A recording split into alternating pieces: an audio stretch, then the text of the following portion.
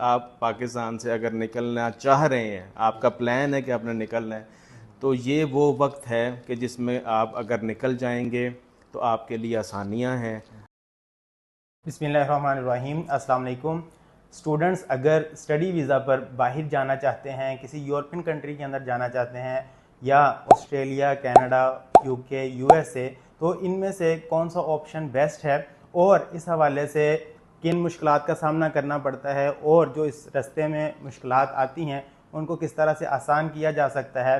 Doctor Hammad Naeem इस हवाले से एक्सपर्ट हैं, आई वाइज एजुकेशन के नाम से अदारा चला रहे हैं और पिछले 15 साल से लोगों को आसानियां तकसीम कर रहे हैं स्टूडेंट्स के वीज़ा के लिए, स्टूडेंट वीज़ा के लिए जो लोग बाहर जाना चाहते हैं उस हवाले से कंप्लीट गाइडेंस और कंप्लीट पैकेज प्रोवाइड करते हैं। तो सर आपका बहुत बहुत शुक्रिया कि आपने आज हमें टाइम दिया।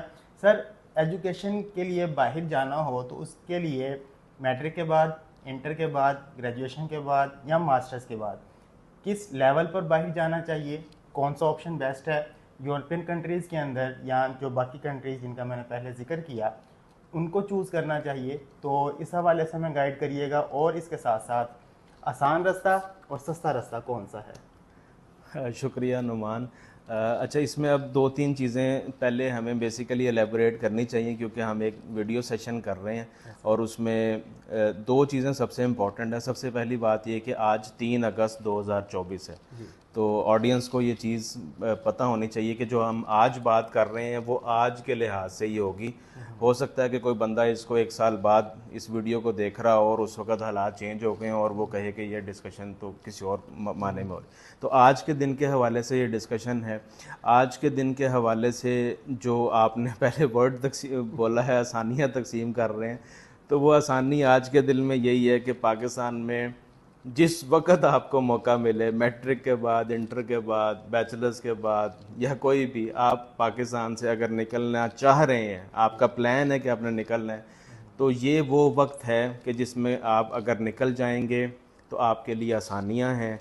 अगर जितना इसको आप डिले करेंगे उतना ही आपके लिए हालात टफ़ होते जा रहे हैं। अच्छा, ये बात मैं टेक्निकली कर रहा हूँ क्योंकि इस सेंस में मैं कर रहा हूँ कि ये तकरीबन पिछले 1 साल से या 1.5 साल से अगर आप देखें मुल्की हालात को अपने, और उस लिहाज से अगर आप बाकी वीज़ा की रेशो के लिहाज से चीज़ों को देखें तो बहुत फ़र्क आ चुका है। मतलब 1 साल पहले आज अब अगर जाएं कि हम अगस्त 2023 के अंदर अगर बैठे होते तो वीज़ा रेशो बहुत अच्छी थी तमाम ममालिक की, लेकिन आज 1 साल के बाद वो वीज़ा रेशो तमाम ममालिक की बहुत ज़्यादा गिर चुकी है। उसकी बेतहाशा रीज़न्स हो सकती हैं, लेकिन जो बुनियादी रीज़न है वो ये है कि आपके अपने मुल्क में स्टेबिलिटी नहीं है।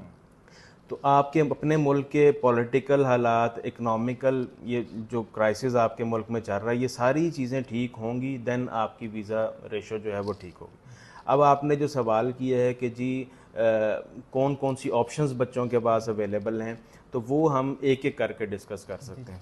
मिसाल के तौर पर एक स्टूडेंट ऐसा है जिसने मैट्रिक किया, तो मैट्रिक किया हुआ बच्चा अभी अगर बड़े कंट्रीज़ को हम करें और उनको हम पहले डिस्कस कर लेते हैं। मतलब फर्स्ट पे अगर आप यूएसए को लें जो कि नंबर 1 प्रायोरिटी होती है पाकिस्तानी स्टूडेंट्स की या इंटरनेशनल स्टूडेंट की स्टडी डेस्टिनेशन के हवाले से। सेकंड जो प्रायोरिटी पे आप रख सकते हैं वो ऑस्ट्रेलिया को रख सकते हैं, कनाडा को रख सकते हैं थर्ड पे, या इनको आप ऊपर नीचे नंबरिंग कर सकते हैं अपनी। फोर्थ पे आप शेंजन जोन को रख सकते हैं जो कि यूरोप की यूनियन के हवाले से अगर आप बात करें। और आजकल जो लोगों की उसके बाद की प्रायोरिटी बनी हुई है वो यूके बनी हुई है। बाज़ लोग ऐसे हैं जिनकी यूके की प्रायोरिटी पहले हो सकती है। तो मतलब ये चीज़ें ऑडियंस अपने लिहाज से के कर सकते हैं, लेकिन ये 5 बड़े डेस्टिनेशन हैं जहाँ पे लोग पढ़ना चाहते हैं। यूरोप में अगर हम बात करें तो उसमें आयरलैंड स्पेसिफिकली अलहदा एक आ सकती है। साइप्रस, साउथ साइप्रस के हवाले से आजकल बहुत ज़्यादा इन है मार्केट में, स्टूडेंट वहाँ पे जाना चाहते हैं। तो इस लिहाज से देखें तो इन सारी जगहों पे मैट्रिक के बाद तकरीबन ना होने की अपॉर्चुनिटीज़ हैं। मतलब मैट्रिक करने के बाद अगर बच्चे ने जाना है तो ये ऑप्शंस बहुत रेयर है उसके पास। साउथ साइप्रस एक ऐसा कंट्री है और वहाँ पे भी स्पेसिफिकली एक आधा कॉलेज ही ऐसा है जो इंटरमीडिएट की बेस पे, मतलब इंटरमीडिएट में आपको एडमिशन दे देता है। बाकी जो कंट्रीज़ हैं वहाँ पे थोड़ा सा ये टफ हो जाता है। तो आइडियल जो टाइम मेरे हिसाब से बनता है वो बनता है after intermediate. Okay sir. Intermediate करने के बाद आपके पास अगर स्टडी गैप नहीं है, आज की अगर हम बात करें तो अब जो सितंबर में रिज़ल्ट आएगा इंटरमीडिएट के बच्चों का, तो उनके लिए बेहतरीन टाइम है कि वो इंटरमीडिएट का रिज़ल्ट आने के फ़ौरन बाद अप्लाई करें और उनके लिए ऑप्शन जो है ना अच्छी हो जाएंगी। सर यहाँ पे मैं आपकी बात जी। रोक रहा हूँ, अक्सर स्टूडेंट्स वो ये समझ रहे होते हैं कि अगर स्टूडेंट वीज़ा पर बाहर जाना है तो ग्रेजुएशन होनी चाहिए, लेकिन आप यहाँ पर जिक्र कर रहे हैं कि आइडियल टाइम इंटरमीडिएट के बाद है। तो यहाँ पर ये पॉइंट भी क्लियर कर देंगे, जो ग्रेजुएशन के बाद ऑप्शन कंसिडर कर रहे होते हैं तो वो इंटरमीडिएट के बाद भी कर सकते हैं। ये आपने बड़ी इन्फॉर्मेशन दी है, तो इस हवाले से भी ज़रा हाँ, elaborate उसमें दो चीज़ें हैं। एक तो ये है कि मास्टर्स लेवल पे वीज़ा रेशो ऑब्वियसली थोड़ी सी हाई होती है। करिए। Okay sir. ये जो लोग आप सोचते हैं बात, उसका मैं जवाब दे रहा हूँ कि मास्टर्स लेवल पे वीज़ा रेशो थोड़ी सी हाई होती है। आपके पास 16 इयर्स की एजुकेशन मौजूद है और उसके साथ आपके पास कुछ गैप भी हो इवन, देन भी आपके पास एक चांस अवेलेबल होता है कि आपका वीज़ा लग सकता है। ओके। और चूंकि मास्टर्स नॉर्मली उसका ड्यूरेशन बैचलर्स की निस्बत कम है, मतलब नॉर्मली क्या है ही कम, ठीक है। लेकिन कुछ ऐसे कंट्रीज है जहाँ पे 1 साल का है, कुछ कंट्रीज ऐसे हैं जहाँ पे 2 साल का है, लेकिन बैचलर्स आपको 4 साल का मिलेगा या 3 साल का मिलेगा। ठीक है। तो उस लिहाज से जो अदर आपके रिक्वायरमेंट्स हैं, जैसे कि आपको फंड्स शो कराने की रिक्वायरमेंट है, वो मास्टर्स लेवल पे कम हो जाएगी। ओके। इस वजह से सारे सिनेरियो में वीज़ा जो लगने का चांस है वो मास्टर्स के बच्चों का थोड़ा ज़्यादा होता है। इस हवाले से अगर कोई बात करे तो वो तो बात मानी जा सकती है, लेकिन अगर स्टडी के लिए जाना है आपने, तो आपके पास जो मेन डिग्री आपकी जो होती है वो 4 इयर्स की या 3 इयर्स का जो बैचलर्स की डिग्री है, वो मेन की पॉइंट आपका होता है, जिससे आपकी बाकी ज़िंदगी का मामला, जैसे आगे जाके आपकी जॉब अपॉर्चुनिटी और बाकी चीज़ें वो बेहतर होती हैं। तो ये एक लंबा टेन्योर है जिसमें अगर आप बाहर जाके अच्छे तरीके से पढ़ लेते हैं, स्टडी कर लेते हैं, तो आप लोगों के पास ऑप्शंस बेहतर होती हैं। Okay sir. तो सर अब बाहर जाना है तो उसमें आपने बड़े ममालिक का जिक्र तो कर दिया, अब इसमें आसान रास्ता कौन सा है कि अगर इंटरमीडिएट की बेस पर हम अप्लाई करते हैं स्टूडेंट वीज़ा के लिए, तो कौन से कंट्रीज़ हैं जहाँ पर वीज़ा लगने की रेशो ज़्यादा है, जहाँ पर स्टूडेंट अपना फ्यूचर सिक्योर कर सकता है? इस हवाले से भी गाइड कर दें। देखें, आज के दिन के अगर हवाले से हम डिस्कस करें तो जितने बड़े नाम लिए मैंने, जैसे यूएसए, कनाडा, ऑस्ट्रेलिया, इनके अंदर तो वीज़ा लगने का चांस, जहाँ तक आपने बात की, बहुत कम हुआ हुआ। ओके। आजकल के हालात में उसकी बेतहाशा रीज़न्स हो सकती हैं, लेकिन आजकल के हालात में इनमें डायरेक्ट वीज़ा लगने का चांस कम है। पाकिस्तान की मैं एलीट क्लास को नहीं इस हवाले से डिस्कस कर रहा, एक जो पाकिस्तान में एलीट क्लास है जिनकी पास फंडिंग की बहुत अच्छी अवेलेबल है, उनका जो बैकग्राउंड है वो बहुत आला किस्म के तालीमी इदारों से है, ख़ास तौर पे OA लेवल्स वाले बच्चे जिनकी इंग्लिश फ्लुएंसी, उनकी स्पीकिंग स्टाइल, उनका कॉन्फिडेंट लेवल, वो सारी चीज़ें उनकी बहुत बेहतर हैं, उनके हवाले से तो ऑप्शंस आज भी अवेलेबल हैं। लेकिन जो 90% तबका है जो कि देहात से ताल्लुक़ रख रहा है, या जिनकी स्कूलिंग को इतने अच्छे लेवल पे नहीं है, या जिनके पास फंडिंग के लिहाज से इतनी अच्छी ऑप्शन नहीं, तो उनके लिए तमाम ममालिक तकरीबन ना होने के बराबर, तकरीबन ना होने के बराबर। तो वो उसमें तो उनको चीज़ें, या तो उसमें फिर ये है कि आपको कोई फेक डॉक्यूमेंटेशन कर रहा है, कोई और चीज़ें डिफरेंट साथ अटैच करके उन चीज़ों को लेके चल रहा है, तो वो एक अलग ऑप्शन हो सकता है, लेकिन एज सच इन लोगों के लिए कोई ऑप्शन नहीं। फिर आते हैं दूसरे कंट्रीज़, उसमें अब आप स्टडी के लिहाज से देखें तो मलेशिया की ऑप्शन एक अवेलेबल है, वो सस्ती ऑप्शन है, मतलब 12 से 13 लाख रुपया पाकिस्तानी रुपीज़, और उसमें अगर बच्चे का कोई गैप भी है, कोई मार्क्स की भी कम है, तो वो भी जा सकता है। इंग्लिश लैंग्वेज की ऐसे रिक्वायरमेंट्स नहीं है। दुबई एक अच्छा डेस्टिनेशन है आजकल स्टडी के लिहाज से बना हुआ है। इसी तरह पहले हमने जैसे साउथ साइप्रस का जिक्र किया है, वो एक अच्छा डेस्टिनेशन है, सस्ते में, मतलब एक ऑप्शन अवेलेबल है। तो इंटरमीडिएट के बच्चों के लिए इतनी ही ऑप्शंस नॉर्मली हैं।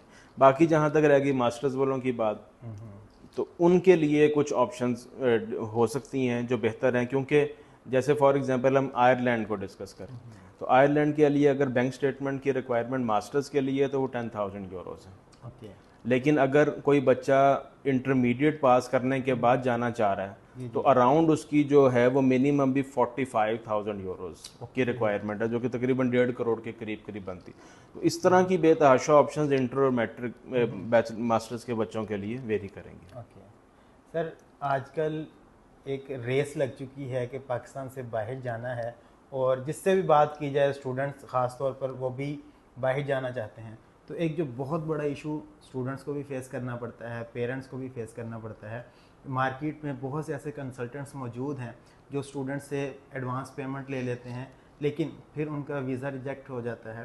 तो क्या क्या फैक्टर्स हैं जिनको कंसीडर करना चाहिए अगर हम किसी से सर्विसेज ले रहे हैं, कंसल्टेंसी ले रहे हैं, और वीज़ा चांसेस भी ज़्यादा हों, और जो इस तरह के फेक एजेंट्स हैं उनसे किस तरह से बचा जा सकता है, इसके बारे में देखिए, मार्केट में अगर किसी बच्चे के साथ फ्रॉड होता है जी। तो मैं उस बच्चे को ही या उसके पेरेंट्स को ही इसका ज़िम्मेदार ठहराता हूँ। मैं कभी भी किसी कंसल्टेंट को उसका ज़िम्मेदार नहीं ठहराता। इसकी रीज़न ये नहीं है कि मैं बजाते खुद ये कंसल्टेंसी प्रोवाइड कर रहा हूँ। उसकी रीज़न ये है कि जब आप आम लेने जाते हैं मार्केट में, आप उस आम को अच्छे तरीके से चेक करते हैं, नरम तो नहीं है, गला हुआ तो नहीं है, ऐसे नहीं है।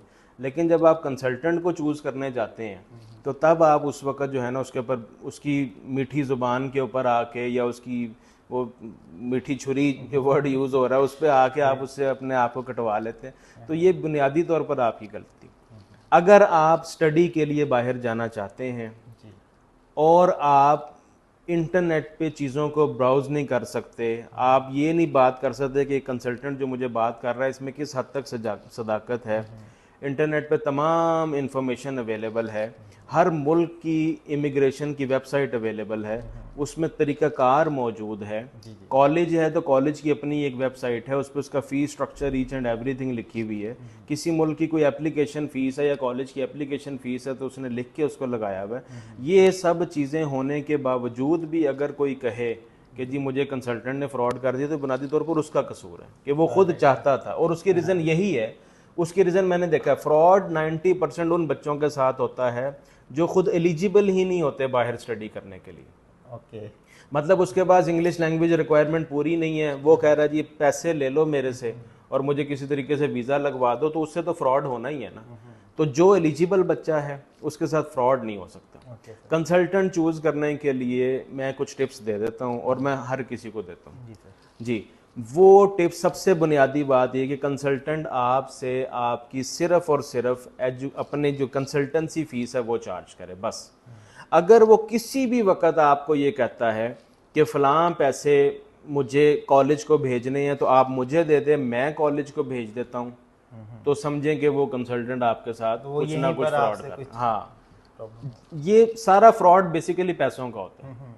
तो जिस वक्त कंसल्टेंट ने आपको कोई कहा कि जी ये पैसे मुझे ऐसे दे दें, मैं आगे इसको दे दूंगा, मैं ये कर दूंगा, मैं ये कर दूंगा, तो वहाँ पे आपके साथ फ्रॉड होने का चांस है। हाँ, ये ज़रूर है, मिसाल के तौर पर आपने यूके का ले लें कि अब यूके की जो 3 इयर्स वाला बैचलर्स के लिए एक बच्चा जाना चाहता है, उसके लिए जो इंश्योरेंस की फ़ीस है ना वो तकरीबन 10 लाख प्लस बन जाती है। ओके।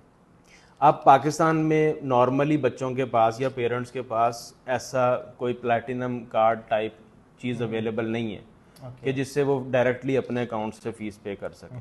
देन आप किसी की सर्विसेज ले रहे हैं कि यार ये फ़ीस आप दे दें, और वो ऑन द स्पॉट ही वो ट्रांजैक्शन हो जाए और ऑन द स्पॉट आपका आपस में मामला हो जाए, तो यहाँ तक तो बात ठीक है। लेकिन अगर आप कहें कि जी मुझे दे दें, मैं आपको फीस का भी नहीं पता कि है कितनी, बिल्कुल, और आप जो है ना कुछ एक्स्ट्रा अमाउंट उसको दे रहे हैं, या वो आपसे कह रहा है जी एक एप्लीकेशन फ़ीस है वो पहले जमा करानी है, वो अलग है, वो आपका उसकी रसीद नहीं आपको मिलेगी, कुछ भी नहीं, तो ये आपसे यहाँ पे फ्रॉड शुरू। सर अक्सर देखा गया है कि स्टूडेंट्स कम्प्लीटली डिपेंडेंट हो जाते हैं कंसल्टेंट के ऊपर, और वो कहते हैं कि जो कुछ भी करना है वो कंसल्टेंट ने ही करना है, और स्टूडेंट्स उसमें अपना या तो इंटरेस्ट नहीं रखते या वो कहते हैं कि सारा काम हो जाएगा, तो उस सूरत में भी उनकी वीज़ा रिजेक्शन के चांसेस ज़्यादा होते हैं। बिल्कुल ऐसा ही। कंसल्टेंट के सिर्फ 2 काम है जी। नंबर 1, आपको स्पेसिफिक कॉलेज या यूनिवर्सिटी में एडमिशन लेकर देना, बस।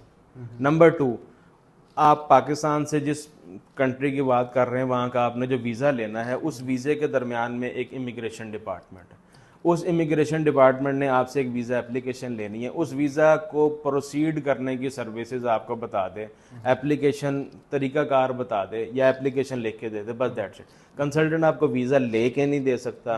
कंसल्टेंट के पास कोई ऐसा इख्तियार नहीं है कि वो कहे कि जी मेरे लिंक्स हैं और मैं एम्बेसी में मेरे जानने वाले मैं आपको वीज़ा ले दूंगा, ऐसा कुछ नहीं है। हाँ, अगर कोई कहे कि यार ये 100% वीज़ा मिल जाएगा, तो उसके लिए कोई उसको लॉजिकली बात बतानी पड़ेगी। जैसे मिसाल के तौर पर साउथ साइप्रस के हवाले से इवन हम भी क्लेम करते हैं कि 100% वीज़ा है। ओके। तो उसकी रीज़न है, उसकी रीज़न ये है कि इंटरव्यू, एम्बेसी इंटरव्यू नहीं है। अगर आपके डॉक्यूमेंट जेन्युइन है तो आपको वीज़ा मिलना ही मिलना है। ऑलराइट। उसमें कोई और दो राय है नहीं कि आपको वीज़ा ना मिले, तो उस लिहाज से उसको 100% कहा जा सकता है। Okay sir. तो बाकी अगर कोई भी ऐसी बात करेगा तो वो समझे कि वो फ्रॉड हो रहा है आपके साथ। सर आपका बहुत बहुत शुक्रिया कि आपने टाइम दिया, और मैं उम्मीद करता हूँ कि देखने वालों को इस वीडियो से बहुत ज़्यादा फ़ायदा होगा। ख़ास तौर पर अगर आप कहीं से कंसल्टेंसी सर्विसेज ले रहे हैं तो आपको जो सर ने बातें बताई हैं इनको ज़रूर जहन में रखना है, और फिर आप इस तरह फ्रॉड से भी बच सकेंगे। अगर आप कोई बात पूछना चाहते हैं या अपना फीडबैक देना चाहते हैं तो कमेंट्स में ज़रूर लिखिएगा। अगर आप हमारी कंसल्टेंसी सर्विसेज लेना चाहते हैं तो दिए गए नंबर पर रब्ता करके आप हमारे ऑफिस तशरीफ़ ला सकते हैं। इंशाल्लाह आपके लिए बहुत ज़्यादा आसानियाँ होंगी। वीडियो को देखने का बहुत शुक्रिया। अपना और अपने प्यारों का बहुत सारा ख्याल रखिएगा। अल्लाह हाफिज़। अल्लाह हाफिज़।